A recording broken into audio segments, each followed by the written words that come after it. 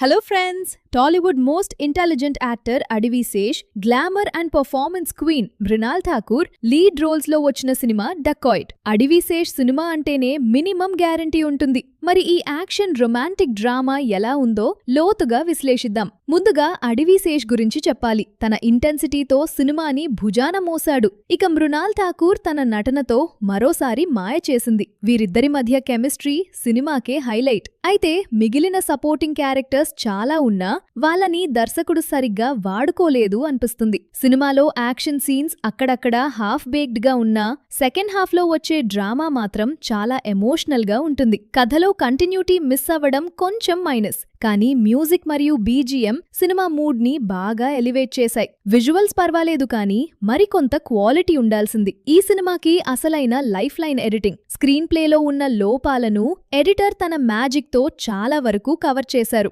ముఖ్యంగా క్లైమాక్స్ కి ముందు వచ్చే సీన్స్ ప్రేక్షకుడిని సీటు అంచున కూర్చోబెడతాయి. ఫైనల్ గా Dacoit cinema Adivi Sesh mark action and Mrunal mark emotions ఉన్న సినిమా. స్క్రీన్ ప్లే మీద మరికొంత వర్క్ చేసి ఉంటే బ్లాక్ బస్టర్ అయ్యేది. శేష్ ఫ్యాన్స్ కి ఇది ఖచ్చితంగా నచ్చుతుంది. మీకేమనిపించింది?